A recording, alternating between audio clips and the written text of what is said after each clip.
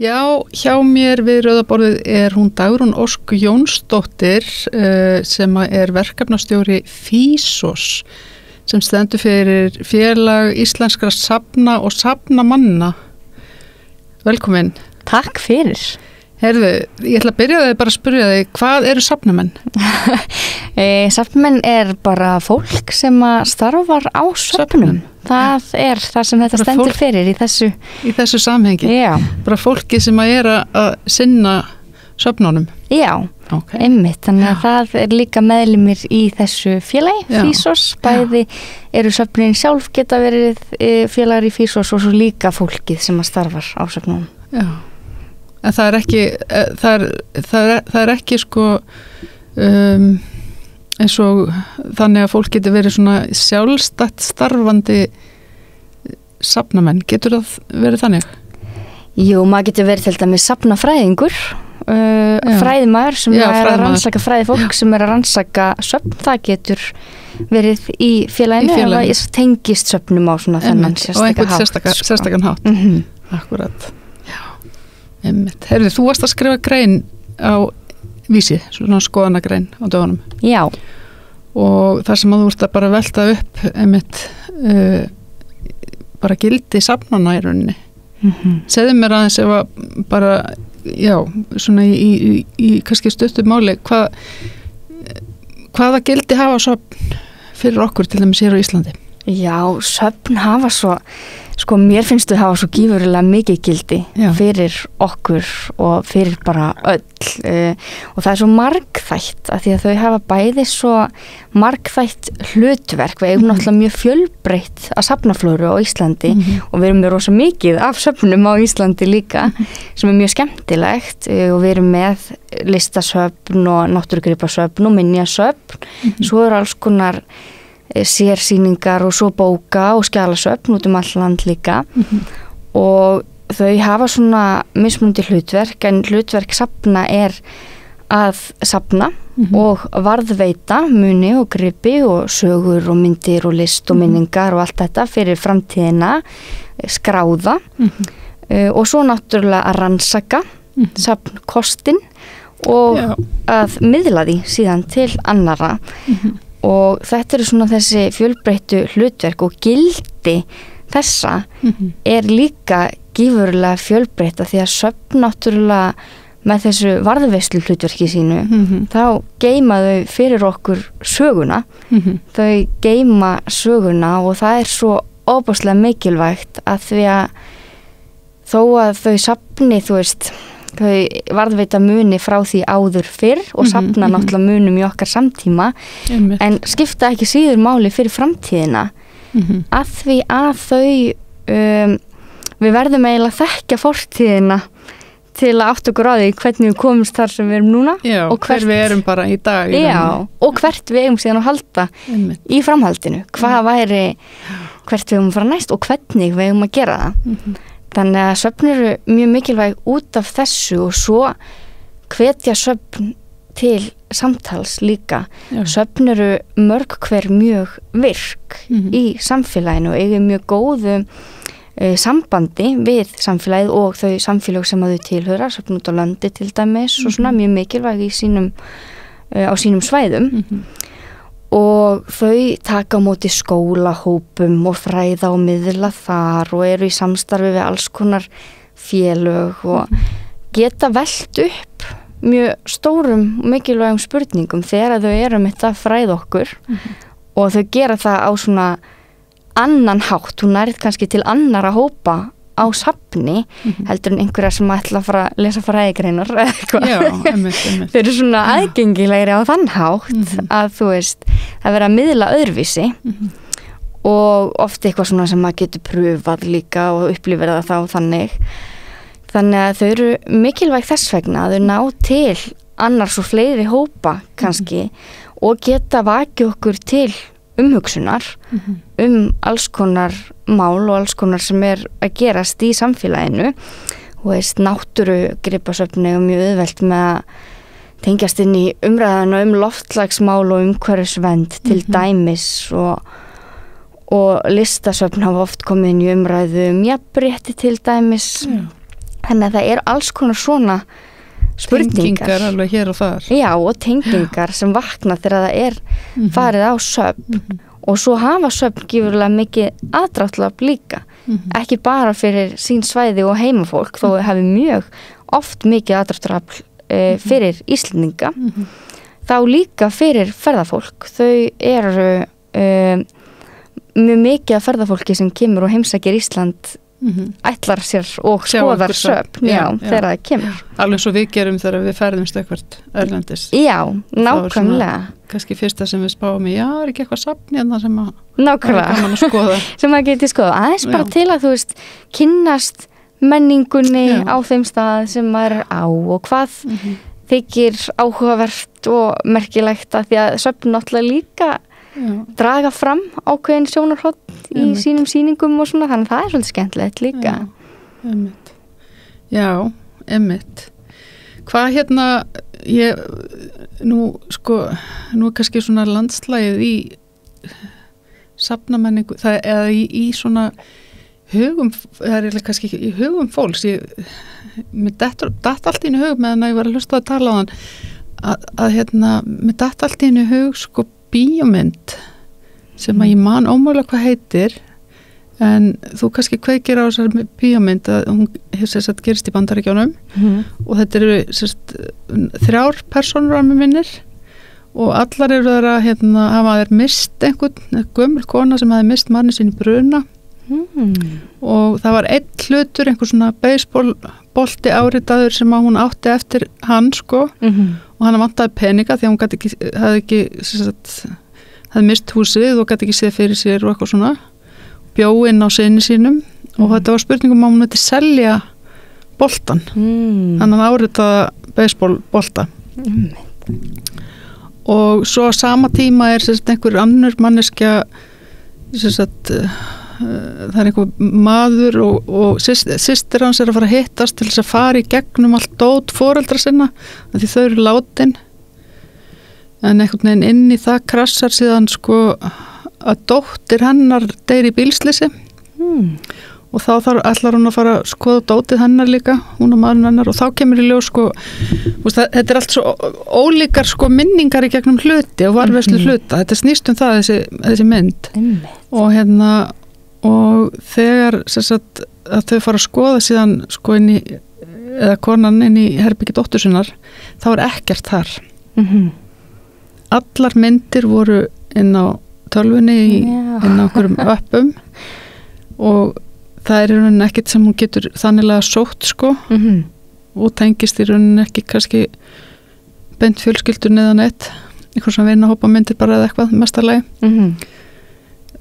það var algjör minimalismi í herbyggjunnar og þú veist, hún var bara með sína laptop og eitthvað, eitt plaggat upp á vegg eða eitthvað skilur svo með allt í og svo bara allt í símanum og allt í tölvunni og þetta einhvern veginn varpaði fram svo stórum spurningum einmitt sko hvernig varðveitum við minningar og þú veist hvað að gerast núna þegar allt orðið rafrænt Algjörlega, þetta mjög, ég þarf að sjá þessu mynd. Já, ég þarf bara að rifja upp hvað hún heitir. Ég reyna að googla þetta fyrir það eftir. Já, nákvæmlega. En þetta svo áhugavert að því að sko líka hlutir ekki bara hlutir einhvern veginn, þú veist, í gegnum hluti og muni og svona, þá fáum við alls konar, þeir geta veitt alls konar innsýn inn í bara einmitt hvernig fólk lifir lífinu sínu og svona gildismati, hvað okkur þykir væntum og hvað okkur þykir mikilvægt og af hverju. Já. Þannig að þessum hlutum fylgja líka svo oft mikilvægar sögur sem síðan hægt að raða saman í og fá einhverja svona mynd af bara gildismati, samfélags og lífi og þú veist, atvinnuháttum og allir þessir hlutir sem að standa, vísa fyrir svo miklu meira heldur bara það sem þeir eru. Einhvern veginn standa fyrir svo ótrúlega margt þegar við höfum þessar upplýsingar sem að söfnin náttúrulega safna líka sögu hlutana og sögum þeirra bæði, þú veist hvaðan þeir koma en af hverju þeir skipta máli líka og safna ljósmyndum og minningum og alls konar svona og skjölum og skjálsöfnum og En mér var hugsað þess að mynd samt líka, því núna eins og til dæmis þegar það er verið, og þú talar það líka í greininni nefnt hvernig sko skyndilega allt í ná að loka borgarskjalasafni nær fyrirvaralaust og þá dettur manni líka í huga mitt sko þessi stefna náttúrulega sem hefur verið núna að eyða öllum pappisgögnum og setja allt í tölvutækt form og ljósmyndi fólks eru allar inn á tölvunni í símónum og fólk að tapa þeim sem að kannski var ekki, en á sama tíma eittust svo sem ljósmyndir líka en ég bara svona velti fyrir mig líka er þetta að sjá einhvern veginn í gegnum söguna einhver tímabil þar sem að áhersla fólks á að geyma hluti eða varðveita hafi verið minni bara í samfélaginu?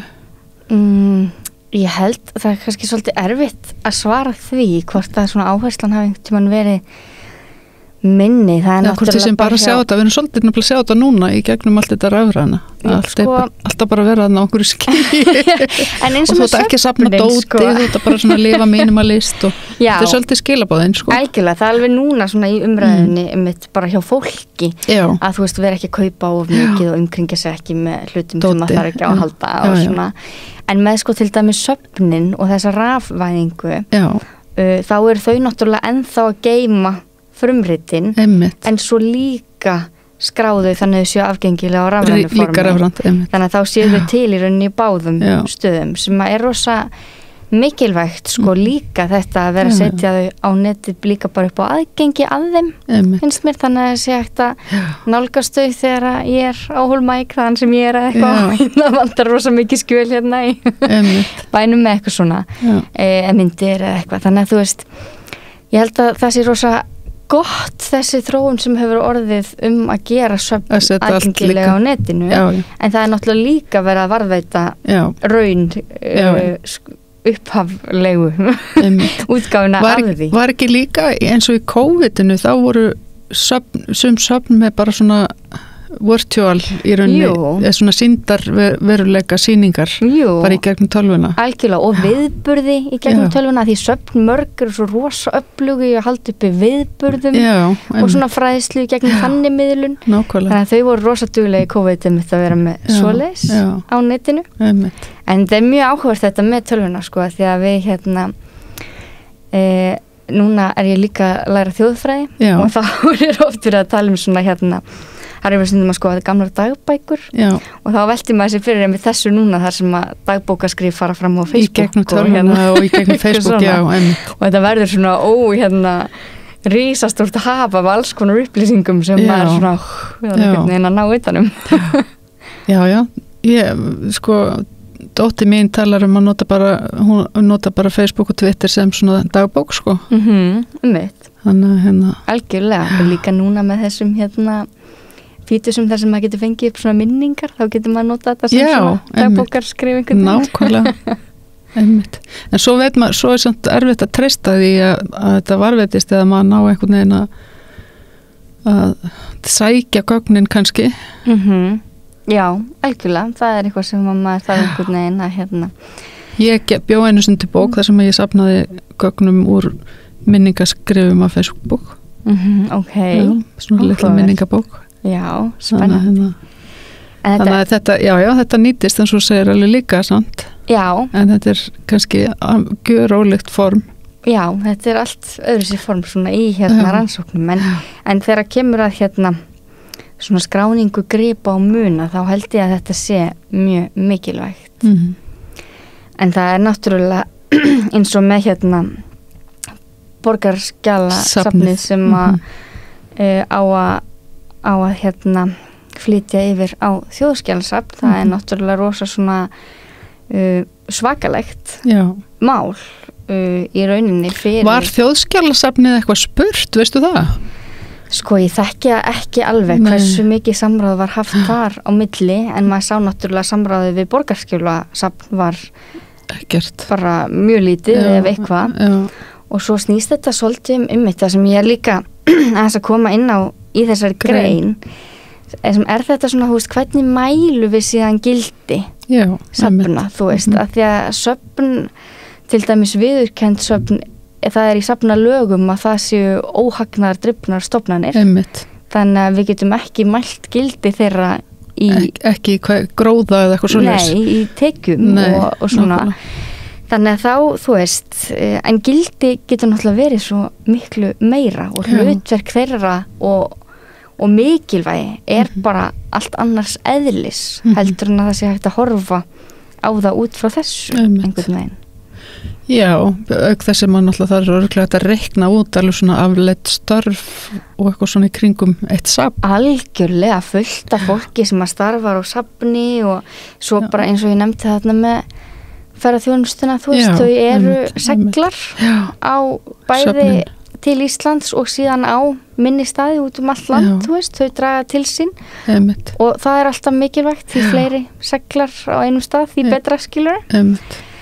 Þannig að það alls konar, þú veist, svona sem að kemur frá þeim, sko, en svo bara hlutverk þeirra og mikilvægi svo gífurlega mikið og ég meina allur þessi fræðslu þáttur sem verður aldrei metið til fjár. Nei, þetta náttúrulega alveg svona, eru söfnin ekki undir menntamálaráðuneytið eða? Eða hvað? Núna eru söfnin undir, veitum við, hvað heitir Innviða? Nei, ekki innviða. Nei, ekki undir ráðuneytinu sem að Lilja situr í. Já, nei, það ekkert komin eitt menningamálaráðuneyti. Beint. Nú mann maður aldrei hvað hérna Nei, það búið að splitta þessu svo upp hvað heitir ráðuneytið hennar Lilju? Það er nú það. Það eitthvað svona samt menninga og eitthvað eða ekki, eða nýsköpunar og það ferðaþjónustu. Núna eru söfnin komin undir hatt líka með ferðaþjónustu. Já. Sem að bara mjög áhugavert. Af því að þau auðvitað gilda, þú veist, hafa áhrif þar, en menningar og viðskiptar á þeirra. Já, einmitt. En á sama tíma hafa líka þetta mikilvæga varðveislu og miðlunar hlutverk, sko. Það svolítið sérstakt að slá þessu saman menninga og viðskipta. Já, þetta svolítið svona áhugavert, sko. Þetta svolítið áhugavert. En þú veist, bara líka spennandi held ég, sko, að sjá hvernig, þú veist, það Það búið að kalla eftir sér, sko, menninga og listaráðuneyti svolítið tíma. Þannig að, en hvernig finnst þér verður svolítið tíðrætt í greininni mitt, sko, þetta með bara stefnu í safnamálum og finnst þér í rauninni yfirvöld ekki hafa svona skýra sýn eða skýra stefnu?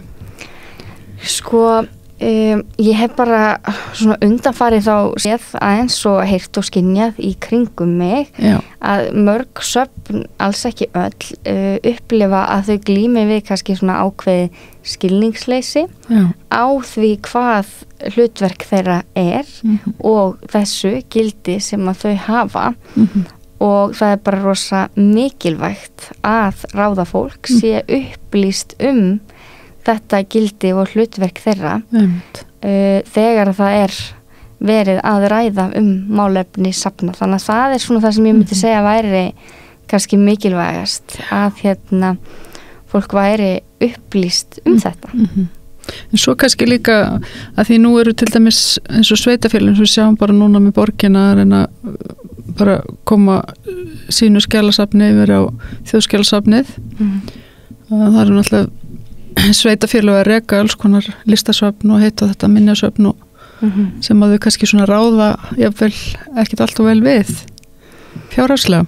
Sko, það náttúrulega út alland, söfn og skjalasöfn sem eru rekin af sveitafélagum og mörg hver sem að gera það mjög vel og átta sig á því að þú veist þau það hafi bara ákveði gildi og að dráttarafl og mikilvæg og halda þú veist uppi alls konar viðburðum og standa fyrir mjög flottum verkefnum. Safna fólk svo að mínum mati svo ótrúlega hugmyndaríkt fólk og þau eru snillingar í að gera mjög mikið úr litlu.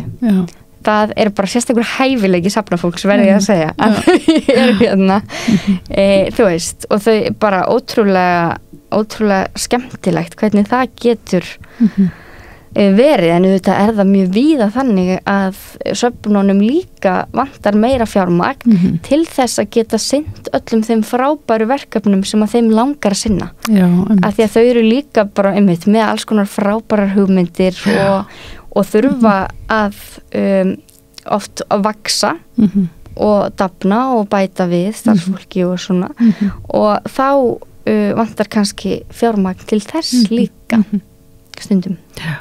Segðu mér Anna, er svona einhver svona nýliðun í söfnum? Hafa verið að spretta upp einhver svona ný söfn undanfarin ár? Já, ég myndi segja það. Já. Það sprett upp alveg reglulega ný söfn, sko. Já.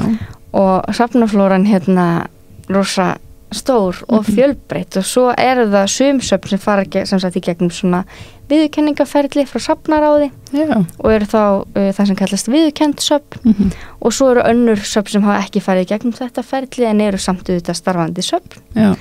Þannig að það er svona líka fjölbreytileiki þar á Íslandi en það eru alveg að dúkka upp alls konar sýningar og söfn.